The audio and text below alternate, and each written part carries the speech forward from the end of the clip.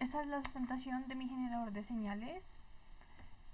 Bueno, en resumen, en este proyecto se realizó el diseño y construcción de un generador de señales por medio de un circuito integrado ICL8038. Se realizaron los cálculos respectivos de sus resistencias y condensadores y se simuló en Proteus, y pues ya con esto se procedió a su implementación física.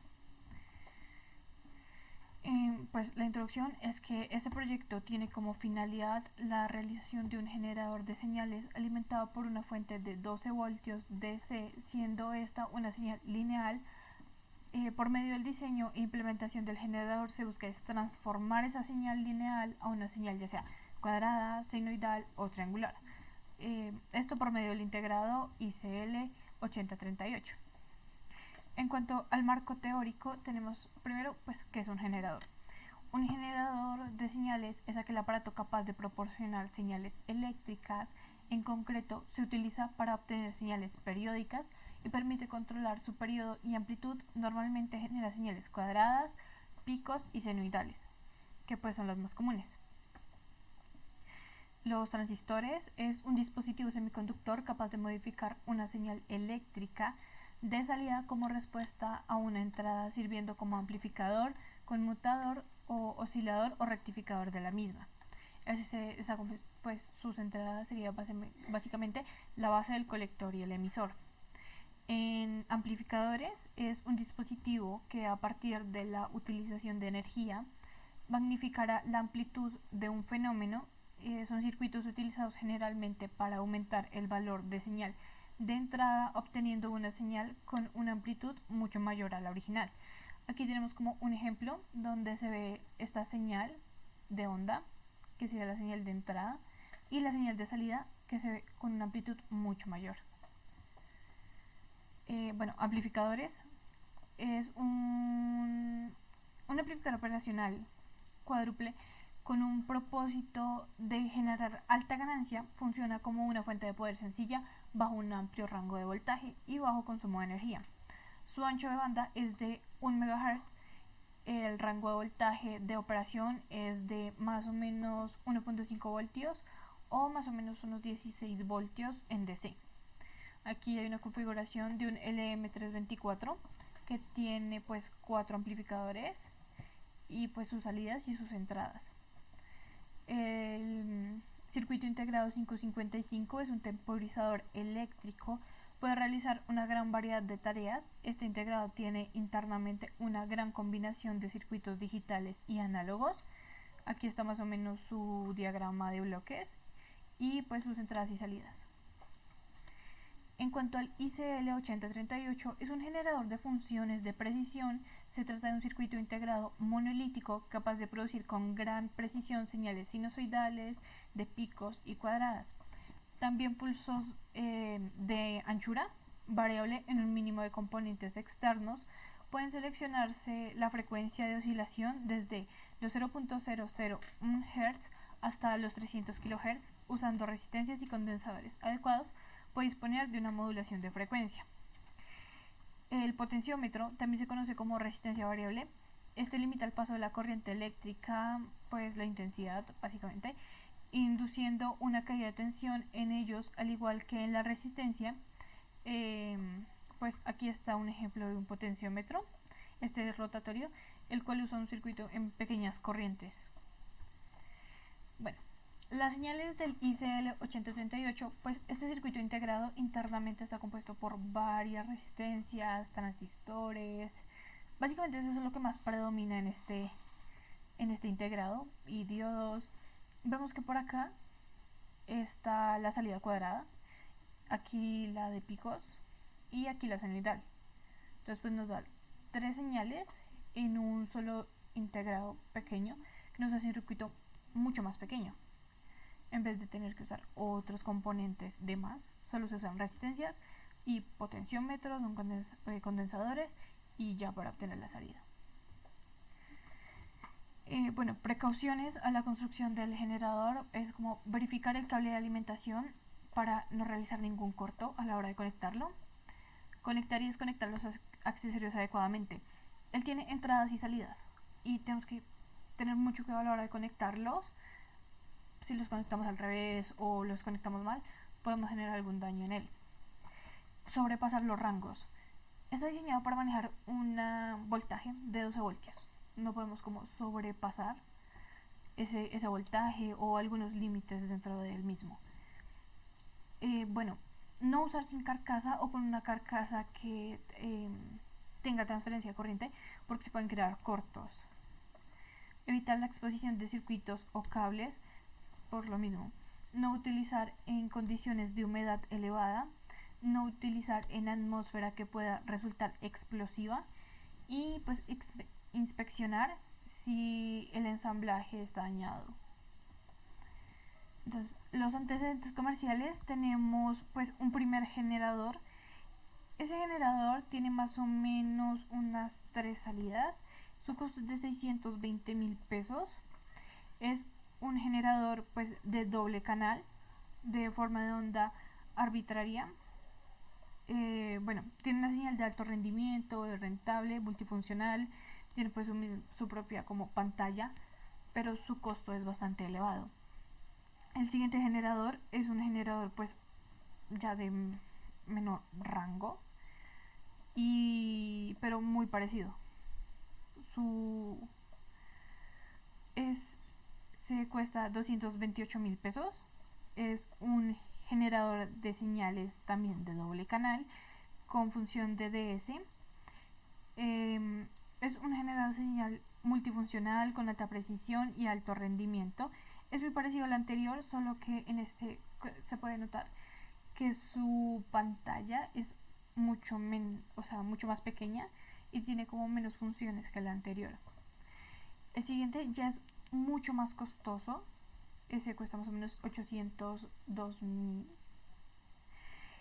Y pues es bastante parecido a los anteriores porque es un generador de doble canal, pues con las mismas funciones. Tiene un poco más de funciones porque habría más como la amplitud, el ancho, y es un poquito más preciso, y pues por eso su alto costo. Se usa más que todo en laboratorios.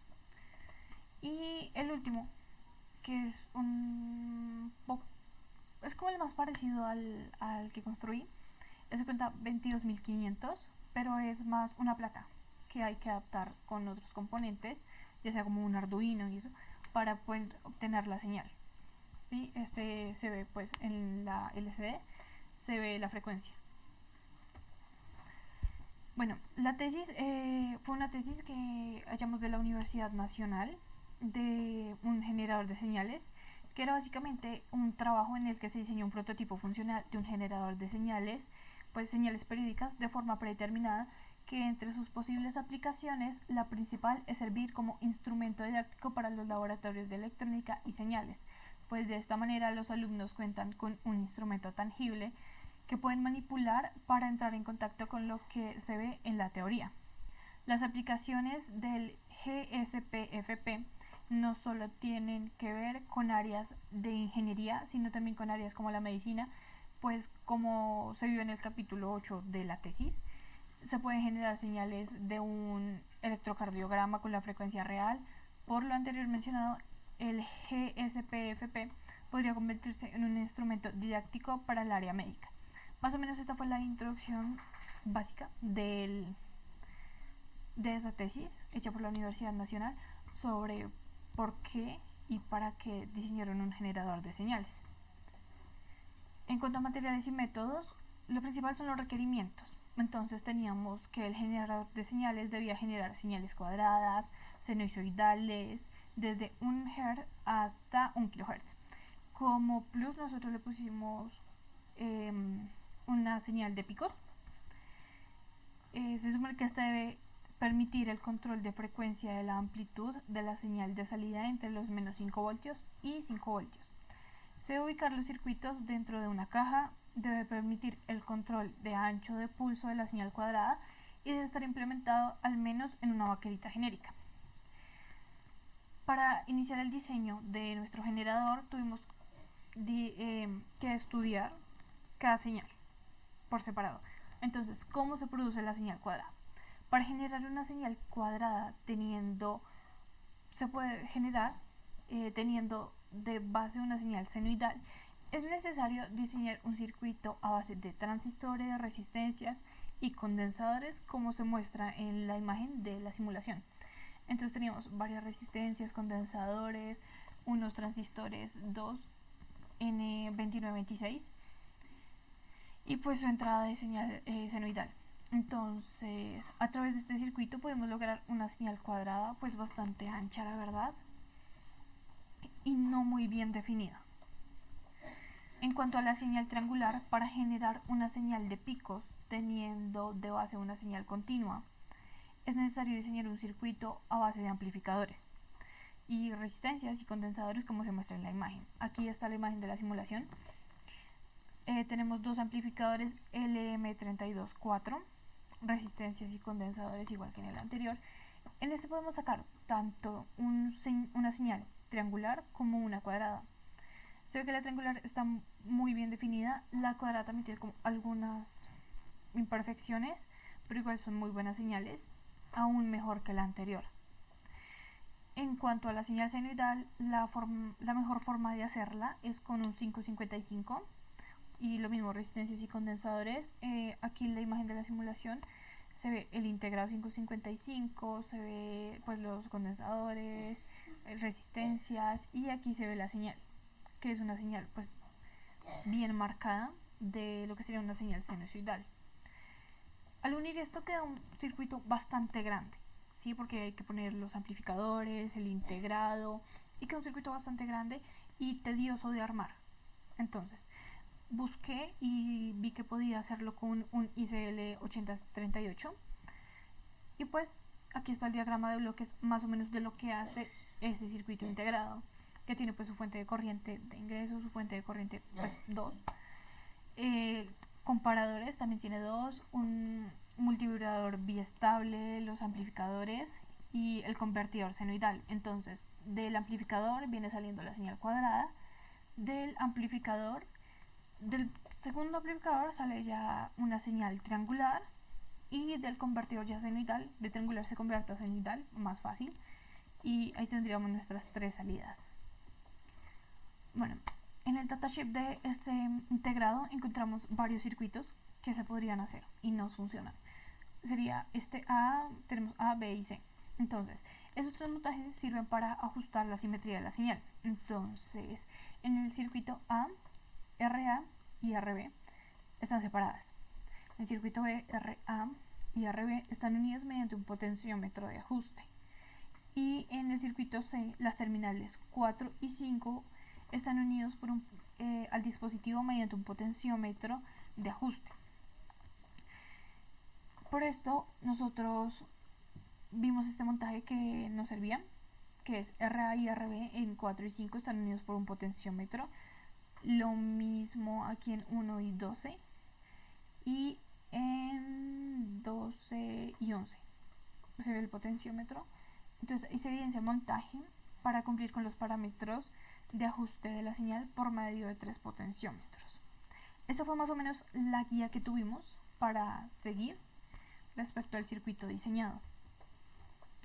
En cuanto a las ecuaciones, tenemos que, pues, nosotros encontramos las ecuaciones en el datasheet, y estas ecuaciones básicamente es que la razón de esta expresión, la primera, es que cuando se conecta al terminal 7 y 8 se ha unido un divisor de tensión formando por dos resistencias, R1 de 10 kΩ y R2 de 40 kΩ. Según puede comprobarse en el esquema del ICL8038, lo que proporcionará una intensidad de carga, que sería la intensidad de carga, sería la segunda ecuación que tenemos ahí, y esta sería, bueno, en el caso de que la subida, de la bajada, será esta es en caso de la subida, y sería en caso de la bajada. Entonces, esa sería si la simetría va a ajustarse dentro de un pequeño margen, no es necesaria la conexión de dos resistencias RA y RB a los terminales 4 y 5 respectivamente, y se pueden conectar RA y RB en serie a través de un potenciómetro de ajuste. Y aquí ya pasamos pues a la siguiente ecuación, que sería F igual a 0.15 sobre R por C.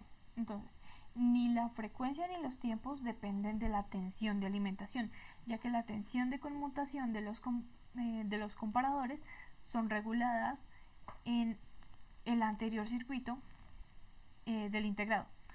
Pues de hecho las corrientes de la tensión de detección son funciones lineales de la alimentación, por lo tanto sus efectos son contrarrestados, y para minimizar la distorsión de la onda senoidal se colocan los potenciómetros de 100K entre los terminales 12 y el negativo de la alimentación. Esto ayuda a conseguir niveles de distorsión del 1%. Para seleccionar los valores RA y RB y C deben tenerse unos criterios generales para que el funcionamiento del conjunto sea óptimo, ya sea un amplio rango de combinaciones que pueda trabajar sin problemas. Solamente existe la limitación de la corriente de carga determinada en el punto de trabajo adecuado. Entonces para eso tenemos la siguiente ecuación, que sería la corriente es igual a la resistencia 1 por la resistencia B sobre R1 más R2, todo esto multiplicado por R1 sobre RA, y esto sería igual al voltaje sobre 5 veces RA. Entonces, ya teniendo esto, procedí a hacer el diseño.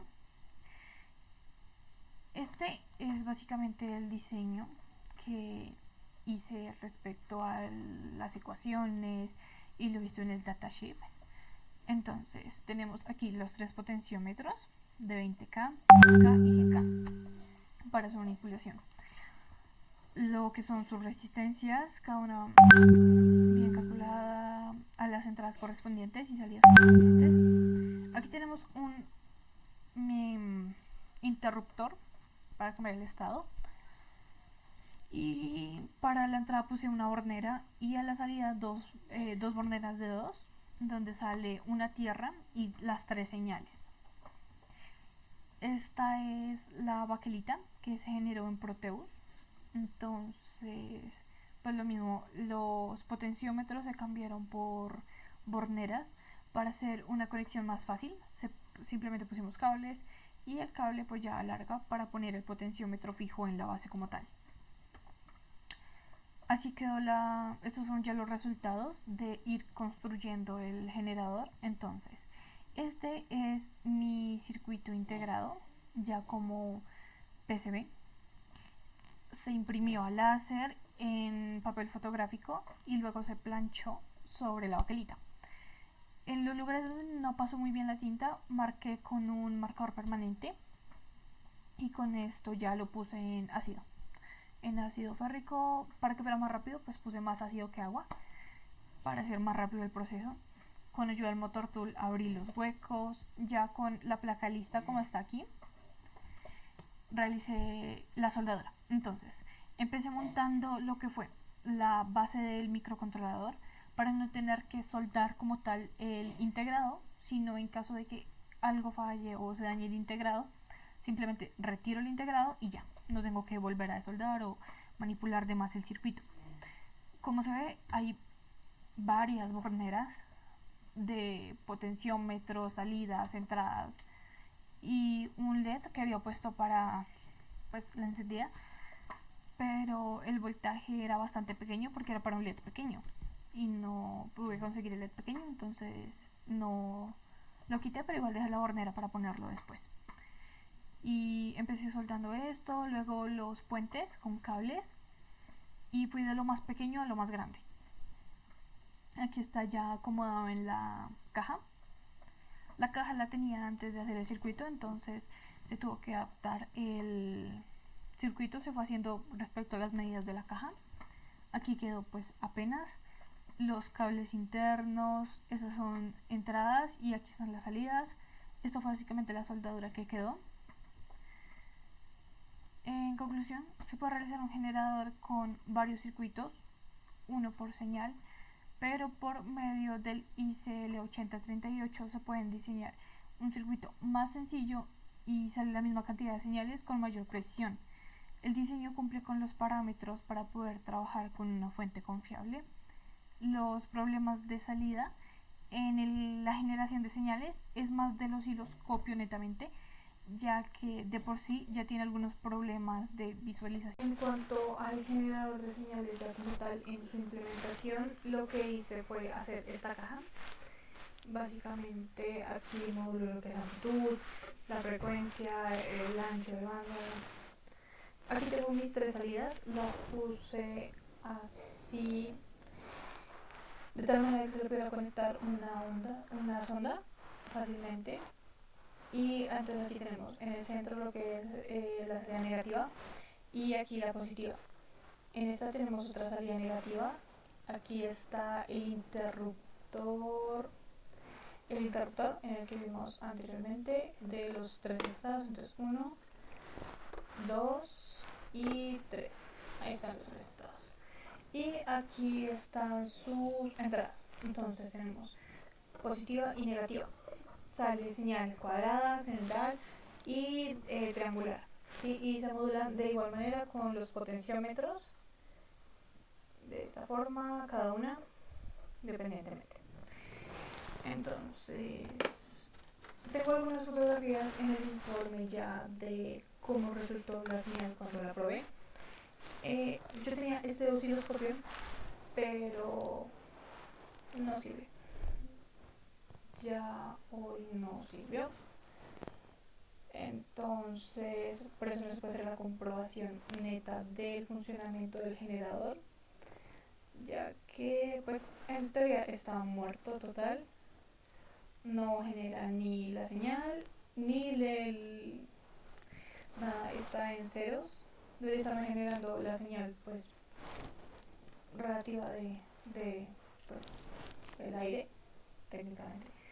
Pero no genera nada. Y en la prueba, aquí para calibración, tampoco genera. Entonces por eso no se puede realizar la prueba como tal del generador.